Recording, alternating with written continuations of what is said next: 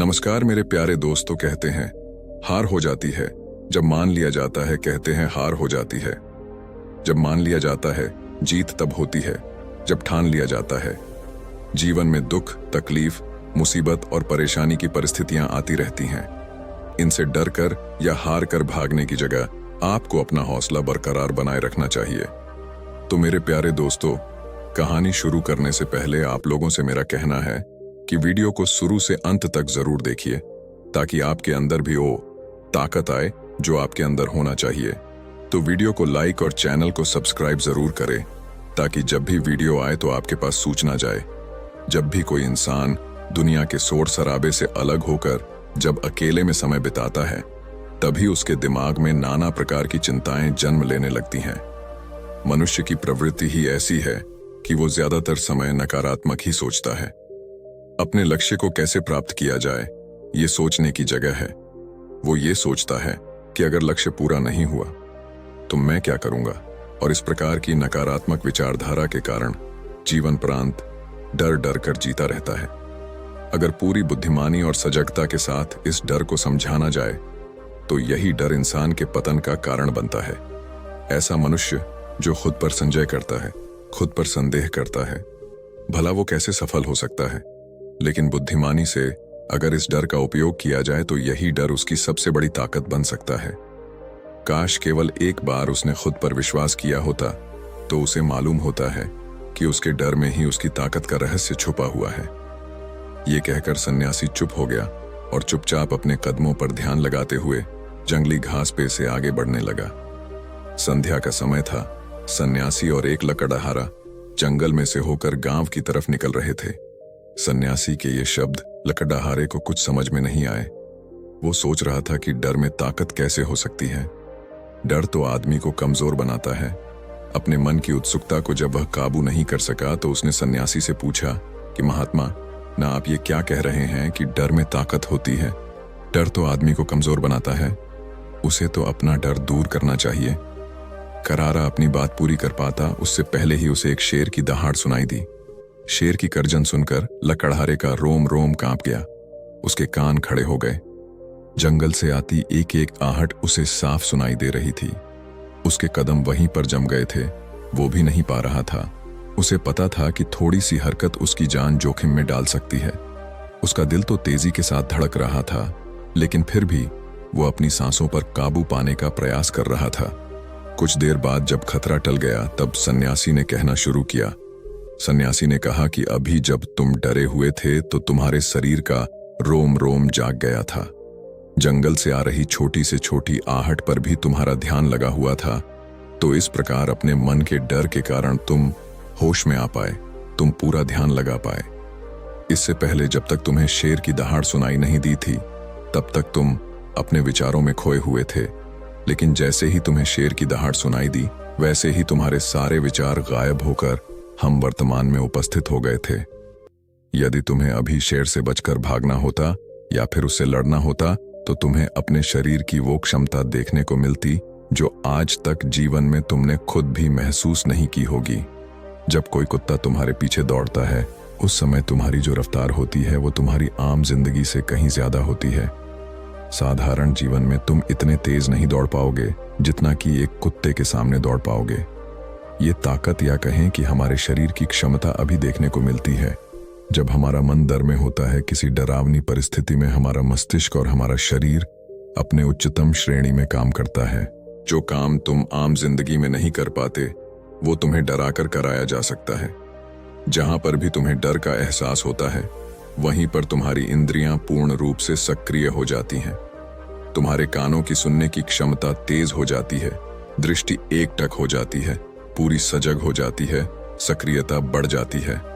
और जैसे जैसे वो डर खत्म होता है वैसे वैसे तुम सुप्त अवस्था में चले जाते हो। तुम सो जाते हो और तुम्हारे इंद्रिय फिर से आराम की स्थिति में चली जाती है। सन्यासी ने लकड़हारे से कहना जारी रखा कि परीक्षा से एक दिन पहले जो याद करने की तुम्हारी गति होती है वो साधारण याद करने की क्षमता से कहीं तेज होती है। सिर्फ एक बार याद किया हुआ तुम्हें परीक्षा के समय याद रह जाता है और तुम जानते हो कि ये सब परीक्षा के डर से ही होता है। इसीलिए डर को दूर करने की जगह इंसान को ये सोचना चाहिए कि वो अपने डर को ताकत कैसे बना सकता है। जिस प्रकार सुख और दुख, प्रकाश और अंधेरा एक ही सिक्के के दो पहलू होते हैं, उसी प्रकार डर और ताकत भी एक ही सिक्के के दो पहलू होते हैं। जिस प्रकार रोशनी के बिना अंधेरा पूर्ण नहीं होता, सुख के बिना दुख पूर्ण नहीं होता, उसी प्रकार डर के बिना ताकत का भी कोई महत्व नहीं है। लकड़हारा सन्यासी के ज्ञान से बहुत प्रभावित हुआ, उनके चरणों में नतमस्तक हो गया और उनसे पूछा कि महात्मा, अंधेरे को तो दिया जलाकर रोशनी से भरा जा सकता है, लेकिन अपने डर को ताकत में कैसे बदले? इसके लिए कोई उपाय बताएं। इस पर सन्यासी ने कहा कि डर दो प्रकार के होते हैं, सबसे पहला मानसिक डर और दूसरा शारीरिक डर। सन्यासी ने लकड़हारे को समझाते हुए कहना शुरू किया कि मान लो तुम्हें जंगल से होकर गुजरना है और अचानक तुम पाते हो कि तुम्हारे मन में शेर का ख्याल आ गया। अभी तक प्रत्यक्ष रूप में शेर तुम्हारे सामने नहीं आया है ना, उसकी दाढ़ सुनाई दी है, मतलब दूर दूर तक कोई अंदेशा नहीं है कि जंगल में शेर मौजूद है, लेकिन शेर का ख्याल आने से तुम्हारे मन में एक डर पनप गया। अब तुम्हारा उठने वाला एक एक कदम उसी डर से अभिभूत होगा। हर समय तुम्हारे मन में यही ख्याल चलेगा कि कहीं शेर न जाए। ये शेर वर्तमान में तुम्हारे सामने नहीं है, ये तुम्हारी बहुविषय की कल्पना है। इसी प्रकार जो मनुष्य अतीत और भविष्य की चिंताओं में डूबा रहता है, वो मानसिक डर का शिकार होता चला जाता है। इसी विडंबना के कारण वो अपने जीवन में जीतने भी निर्णय लेता है। वो सारे मानसिक डर से ग्रसित होते हैं। इसीलिए ज्यादातर मनुष्य पूर्ण रूप से अपने निर्णय पर भरोसा नहीं कर पाते हैं, और यही निर्णय या फिर फैसले जो आधे मन से ले जाते हैं, मनुष्य के कार्य को पूरा नहीं होने देते। लेकिन यह भी सत्य है कि मानसिक डर के कारण ही इंसान अपनी तैयारी पूरी करता है। अगर तुम्हारे मन में शेर का ख्याल नहीं आएगा तो तुम शेर से सुरक्षा के लिए कोई भी कदम नहीं उठाओगे, लेकिन अगर तुम्हें शेर का ख्याल आ गया, तुम उससे सुरक्षा के लिए कोई ना कोई तरीका जरूर अपनाओगे। तो इसीलिए मानसिक डर बेकार नहीं होता, वो आपकी सुरक्षा को और ज्यादा मजबूत भी करता है। लेकिन समस्या तब शुरू होती है जब आप चाहकर भी कुछ नहीं कर सकते, लेकिन उसके बावजूद आप मानसिक डर झेल रहे होते हो। उदाहरण के लिए, कुछ मनुष्य हमेशा ये सोचते रहते हैं कि उन्हें कोई बीमारी ना हो जाए, कहीं उनके साथ कोई दुर्घटना घट जाए, कहीं उनके साथ कोई धोखा ना कर दे। लेकिन इन सब घटनाओं पर उनका कोई जोर नहीं होता है, ये उनके हाथ में नहीं होता है। अगर दुर्घटना होनी होगी तो होगी ही, अगर बीमारी होनी होगी तो होगी ही। अच्छा खानपान और अच्छी दिनचर्या का पालन करने के बाद भी अगर कोई मनुष्य बीमार हो जाता है तो ये उसके नियंत्रण के परे की बात है।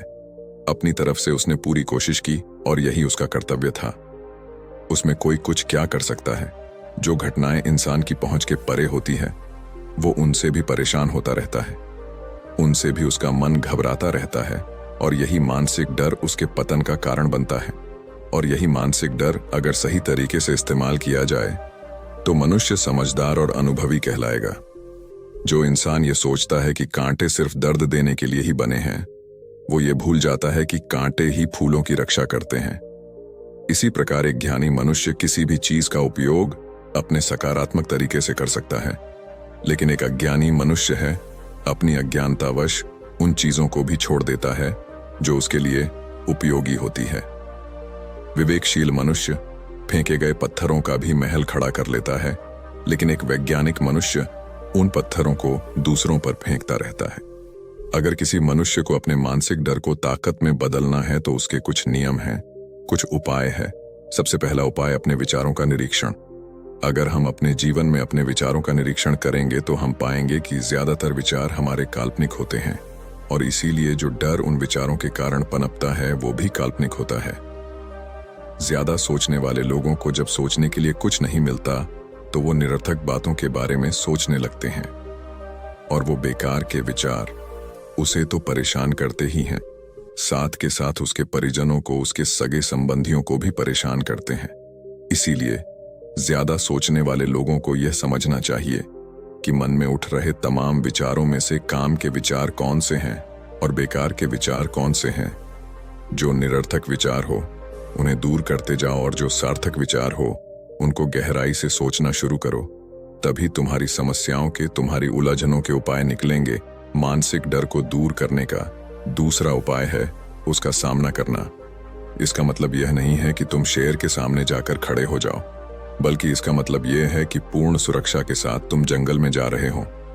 यदि जंगल में जाना बहुत आवश्यक है तो तुम शेर के डर से अपने घर पर नहीं बैठ सकते हो। इसी प्रकार मनुष्य के जीवन में बहुत सारे डर होते हैं, जैसे कि परीक्षा का डर, लक्ष्य न पाने का डर, झूठ बोलने का डर, सच के पता लग जाने का डर, अपनों को खो देने का डर, दुर्घटना हो जाने का डर। लेकिन जैसे जैसे समय के साथ इन डरों का सामना किया जाता है, वैसे वैसे ये डर जीवन से दूर होते चले जाते हैं। अगर तुम इनसे बचने का प्रयास करते हो तो ये जीवन भर तुम्हें सताते रहेंगे। ये तभी दूर हो सकते हैं जब तुम इनका सामना करो। कुछ लोगों को तो दूसरों के सामने खुलकर बात करने में भी डर लगता है। ऐसे लोगों को अनजान लोगों से बात करनी चाहिए। जितना ही वो लोगों से बात करेंगे उतना ही उनके मन का डर दूर होता जाएगा। मानसिक डर को ताकत में बदलने का तीसरा उपाय है अपने डर को स्वीकार करना। बहुत से लोग अपने जीवन में अपने डर को स्वीकार ही नहीं कर पाते। अगर आप उनसे पूछेंगे कि उन्हें किस चीज से डर लगता है तो वह साफ इनकार कर देंगे कि उन्हें किसी चीज से कोई डर नहीं लगता।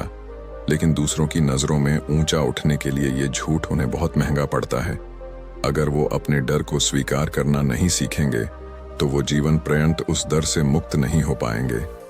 इसीलिए समझदारी इसी में है कि अपने डर को स्वीकार कर लिया जाए।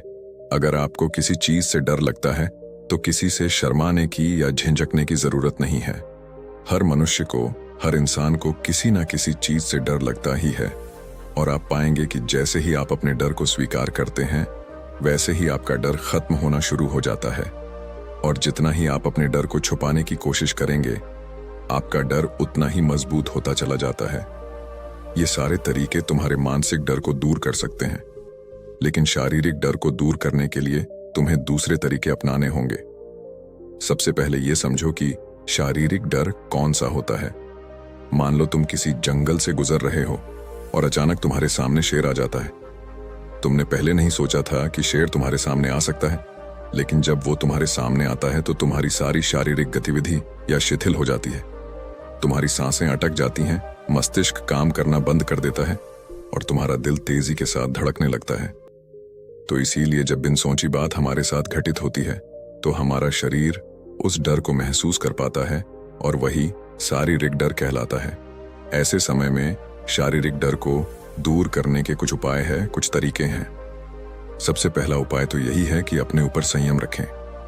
जब किसी मनुष्य के साथ बिन सोची बात घटती है तो सबसे पहले उसका संयम टूट जाता है और संयम टूटने के साथ उसका मस्तिष्क काम करना बंद कर देता है और इसी वजह से सोचने और समझने की प्रक्रिया भी रुक जाती है, क्योंकि हमारा शरीर उसी प्रकार कार्य करेगा। इस प्रकार हमारा मस्तिष्क उसे निर्देश देगा। अगर मस्तिष्क की सोचने समझने की शक्ति खत्म हो गई तो हमारा शरीर भी शिथिल हो जाता है। तो इसीलिए अगर कठिन समय में मनुष्य अपने ऊपर संयम रखता है तो उसका मस्तिष्क सही तरीके से काम करता है और वो सही निर्णय लेकर उस परिस्थिति से तत्काल बाहर आ सकता है। यहाँ पर दूसरा उपाय समझने का यह है कि जीवन में कुछ भी घटित हो सकता है। जीवन बड़ा चमत्कारिक होता है। वो हमारी सोच के अनुरूप नहीं चलता, बल्कि उसमें कुछ भी हो सकता है और यही जीवन की खूबसूरती होती है। अगर आपको आज ही पता चल जाए कि आने वाले 10 साल तक अब क्या कर पाएंगे तो आपकी जीवन में से रुचि खत्म हो जाएगी। लेकिन अगर जीवन एक रहस्यमयी किताब की तरह बना रहेगा तो आप अपने जीवन से कभी नहीं थकेंगे। आपका जीवन आपको आश्चर्यचकित करता रहेगा। इसीलिए यह समझो कि जीवन में कुछ भी घटित हो सकता है, तुम्हारी सोच से परे भी घटित हो सकता है। इसीलिए कुछ अनुमान मत लगा लेना किसी सोच को लेकर। सन्यासी ने अपनी बात खत्म करते हुए कहा कि इन तरीकों से तुम अपने मानसिक और शारीरिक डर को दूर कर सकते हो और आनंद से भरा हुआ जीवन जी सकते हो। तो दोस्तों, कैसी लगी ये कहानी आपको कमेंट सेक्शन में कमेंट करके जरूर बताना। नमो बुद्धाय।